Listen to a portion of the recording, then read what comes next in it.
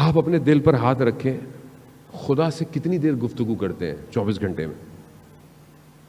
نماز پڑھتے ہیں، وہ تو واجب ہے، وہ تو پڑھنی ہے، اس میں تو کوئی مسئلہ نہیں ہے۔ خدا سے گفتگو، خدا سے باتیں کتنی دیر ہے؟ ہفتے میں ہے ایک دن؟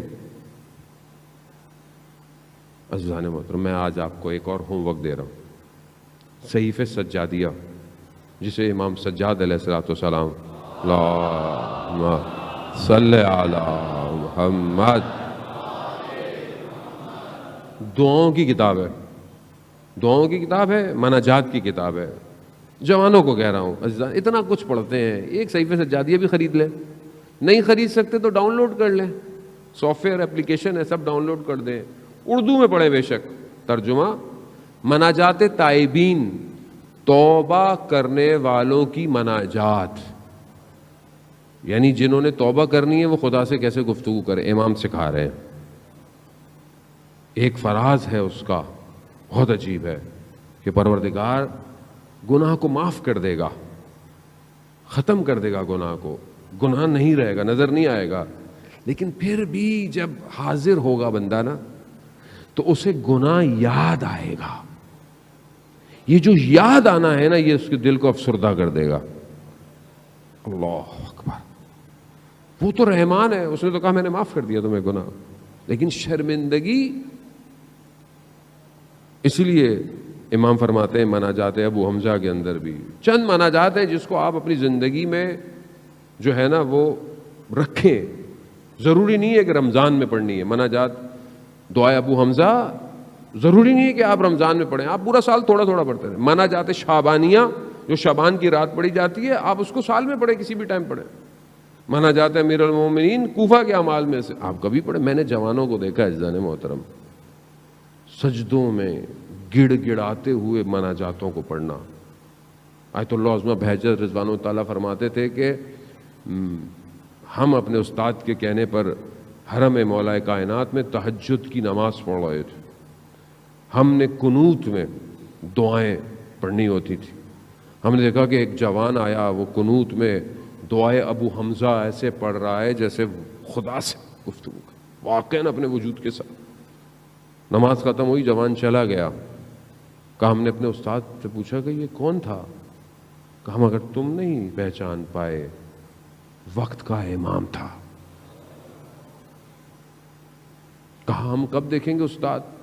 کہا خدا تمہاری ظرفیت کو پیدا کرے گا جب تم اپنے امام کو دیکھو گے، یعنی قنوت کے اندر خوب بات کرے، کوئی ہفتے میں تھوڑی دیر کو مناجات، خدا سے بات کرے۔ کیا ہے، پوری دنیا سے باتیں کرتے ہیں، رات کے پیکج، فری کے پیکج ہیں ساری موبائل کی کمپنیوں کے، سستے پیکج ہیں کہ آپ کس سے بات کریں گے؟ آپ خدا نے آپ کو وائرلیس، موبائل لیس، کمیونیکیشن لیس، کسی چیز کا محتاج نہیں کیا کہ مجھ سے بات کرو، بس ہاتھوں کو اٹھاؤ بات کرو مجھ سے۔ کیوں نہیں کرتے بات؟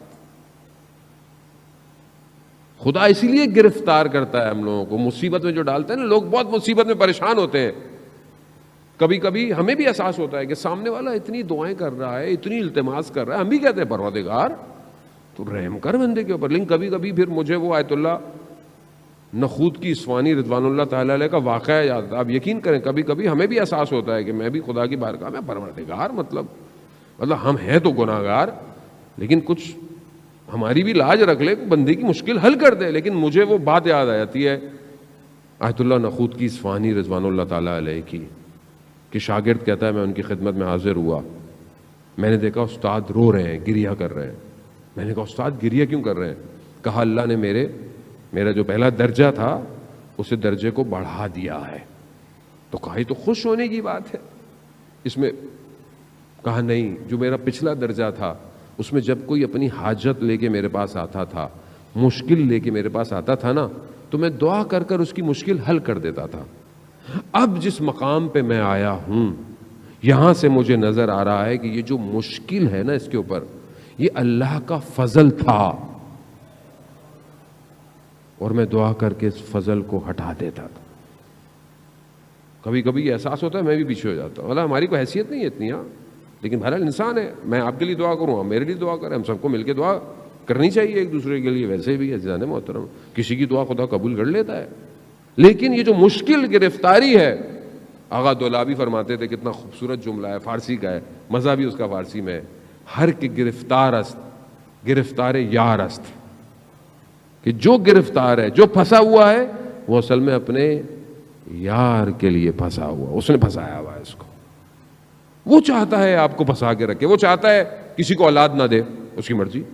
وہ چاہتا ہے کوئی بیمار رہے، وہ چاہتا ہے.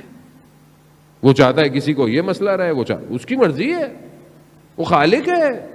آپ کا کام عمل کرنا، دعا کرنا، کوشش کرنا، بس.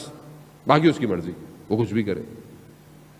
اس کی محبت ہے عزیزان، اس کے خزانوں میں کمی ہے؟ زمین اور آسمان اس کا ہے، کائنات اس کی ہے، یہ دنیا اور آخرت سب اس کا ہے. اسے کس چیز کی کمی ہے؟ اسے کچھ نہیں چاہیے.